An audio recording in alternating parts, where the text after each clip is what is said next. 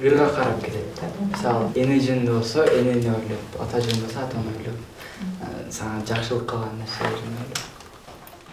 То есть ошол чыгарманын мазмунуна кирип кетет экенсиң, э? Сериалдан корктуңбу же ошого мындай кадам жасагандан корктуңбу? Эжеке урушат деп.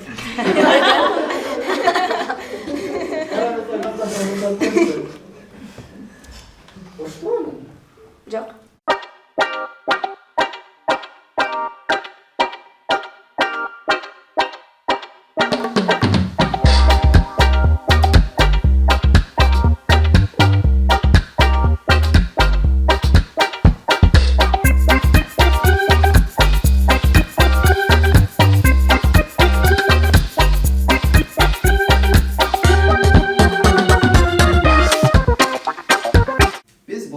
Эки багыт менен келдик. Биринчиси бул балдар менен иштерини жаңы методу жаш кайрык. Бул практикалык иш болот да. Практикалык өтөбүз, иш жүзүндө көрөбүз. Экинчиси бул этно сольфеджио деген мектеп боюнча семинар болот да. Теоретиктерге, сольфеджио сабагын өткөн мугалимдерге. На базе нашей школы проходил мастер-класс с тренингами Баткенской области, куда приехали педагоги из школ Баткенской области. Жалпысынан облус боюнча 7 музыкалык мектептен 23 мугалим келип катышты. Кадамжай шаардык музыкалык мектептен 15 окуучусу биздин тренинг мастер-класска катышышты. Аба ырайы барап, бираз түнөрүп, бүгүн алам жаркыраган түн берсе, эртеңкиси ырас кооптуу бүдөн. Улайып бара жатабыз, алман жок сүйкүм балдарга. Биздин балдар искусство мектебинде солфеджио сабагы бул Европа же болбосо классикалык дүйнөлүк композиторлордун чыгармаларын ырдатып, же болбосо ошол мурдагы калыптанып калган метод боюнча сабактар өтүлүп келген. Бизге жаңылануу кирди десем болот да.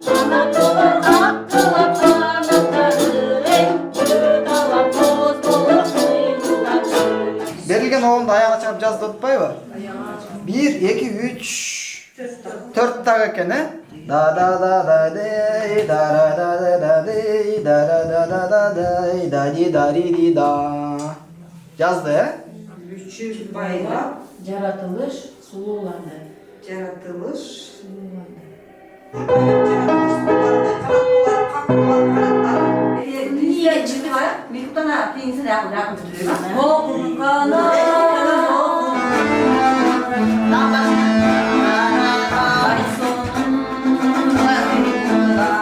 Ошол ырдып атканда уже угуп жүргөнү Жақын болду да. Мен ошону сездим. Окуучуда кызыгуу пайда болгонун уже туйдум да. Ошо китептер чыкса деп үмүт кылып жүргөнмүн. Ошол үмүтүм орундалды деген ойдомун да. Себеби этно сольфеджиодо билим берүүчүлүк жагына басым жасаганда бизде кыргыз балдарына патриоттук сезим ойгонот.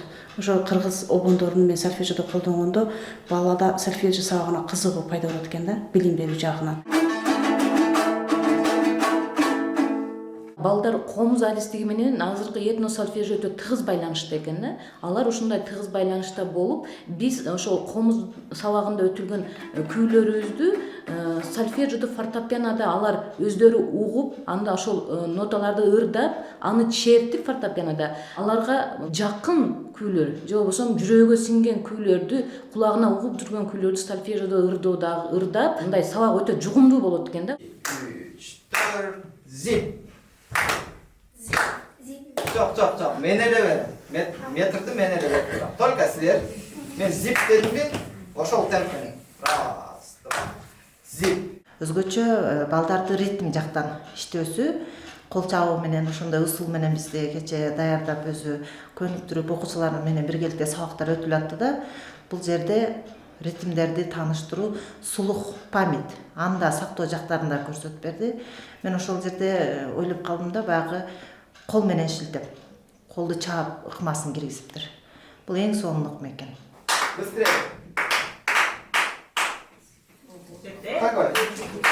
балдар келет, сабагын өтөт.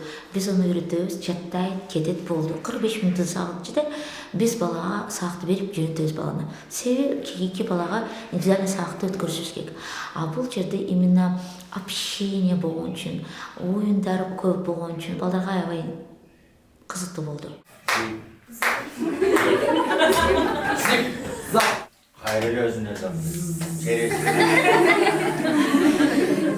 Биз болсо стенадан кетебиз да, анан олар кол чабып жүргөндө мен өзүм болсо мындай башкача сезем да. Сөз менен бере албай калам. Когда играю, если вот одно и то же место долго не получается, я просто со злости по фортепиано.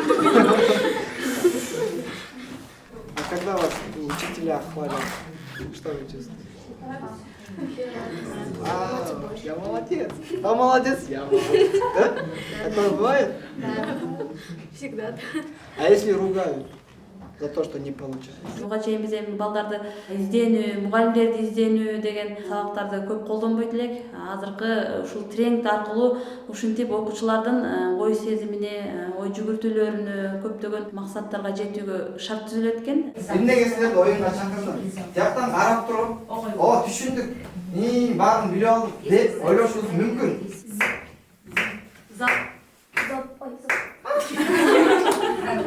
Когда мы создавали группы, дети очень боялись. Говорили: ой, Ольга Викторовна, вдруг мы не сможем что-то сыграть, вдруг мы не сможем что-то сделать. Все. Я их успокаивала и говорила: все будет видно на месте. Вы не переживайте, главное, будьте внимательны, и все, что вас будут просить, это выполняйте. И вы представляете, какое было удивление мое, когда я увидела своих детей, совсем они стали другими. Раскрепощенными, эмоциональными, вдохновленными, глаза их горели. Они прекрасно выполняли все задания, которые давал им Достан. Beş, beş, beş, beş, altı, altı, altı, altı, altı, altı, жети. Вот, сказала, да? И левой рукой можешь вот так. Это уже бабочки, цветение. Видишь? Атмосферно. То есть, смотрите. Нас обучали внимательности и сочинять свои же ноты, которые нам по душе.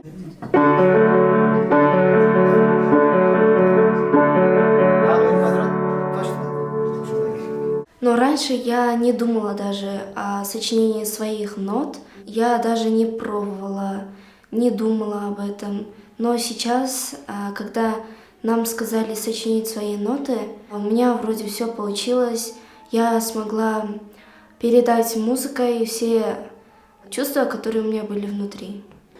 Бизге айтты, өзүңдүн оюңдан бир чыгарма чыгарып кел деди. Анан мен үйгө барып, үйдөн аккордеонумду алып, өзүм нота жаздым, обон чыгардым. Мен алдын обон жазбайт элем. Ушул мастер-класстан тапшырма бергенде биринчи жолу обон жазып көрдүм. Наша тема была высота. Мы должны были показать это в музыке, симпровизировать за 15 минут. Про тему «Мечта» я сочинила на инструменте фортепиано, то есть рояль. Там мы из 2 нот сделали целый оркестр. Нам показывали жестами, где, как, что играть. Вроде мне понравилось все.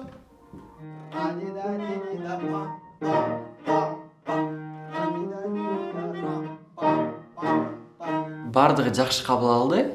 Мындай адасам эке бул той кылса болот экен деп айтты.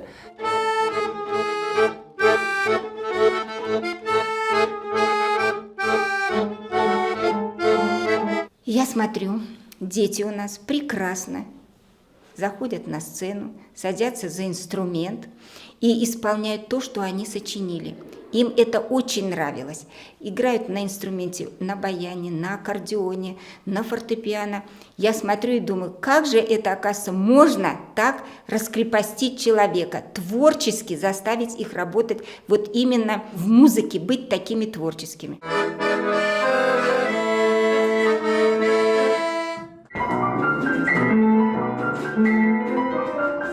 Мен мисалы өзүм балдарымды башка жагдан көрдүм.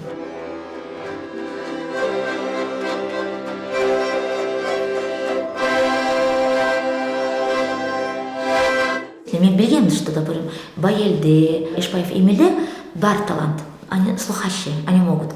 Но что Тургунова Айнура может написать такую музыку, мен күткөн жокмун. Значит, биздин балдарыбызда бир мындай композиция жагынан обон жаздырганга биз көңүл бурбайт экенбиз да. Себеби биз көңүл бурганга да вакытыбыз жок экен дагы. Мен ойлотом эми директор менен Ольга Тырновна айтабыз, ошол көңүл бурушубуз керек экен. Ошондо көңүл буруп бир какой-то конкурс жарыялап, обязательно бир жолу же 2 жолу өткөрүшүбүз керек экен. Себеби ошону балдар ачылат экен, өзүнүн дүйнөсүн көрсөтөт экен.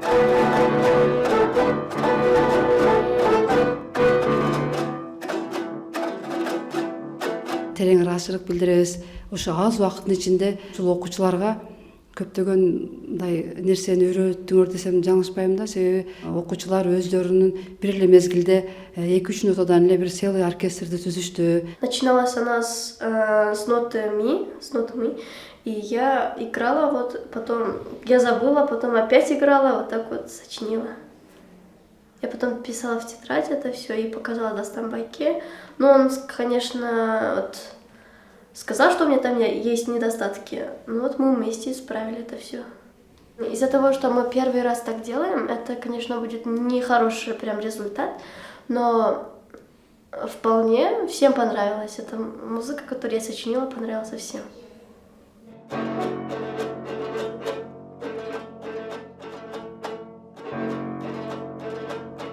Өнүктүрүүчүлүк жагында балада өзүнүн обонун, өзүнүн өркүндөтүү жагына бул чоң салым болот экен да. Ошо баладагы мекең болгон сүйүү, обондорго болгон сүйүүсү козголот экен.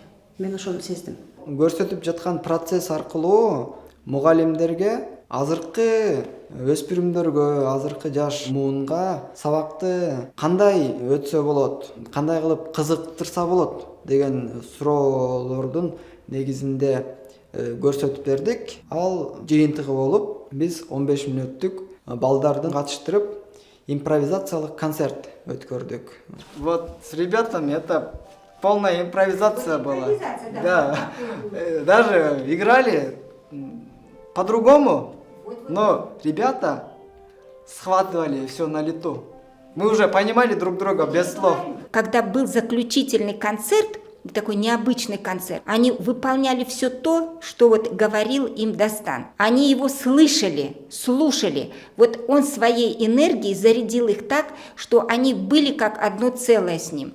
Вот это вот, конечно, очень и очень обрадовало нас. И что вы думаете? Дети не хотят уходить. После завершения концерта они не хотят уходить. Они сейчас тоже заплачут, не надо.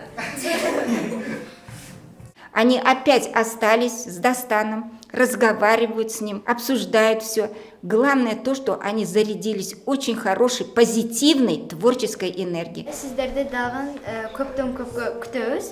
Келіп тұрыңыздар. Кичине болса да концерт кылып бергениңиздерге чоң рахмат. Вот это большое-большое спасибо тем, кто у нас вот здесь вот провел эти мастер-классы. Эгерде биз ушул келечекте ушул сольфеджио сабагынан силердин алган кичине аз убакытта үйрөнгөн ошо мастер-класстарыбызды биз ошол сабакка колдонобуз деген ойдо кетип атабыз.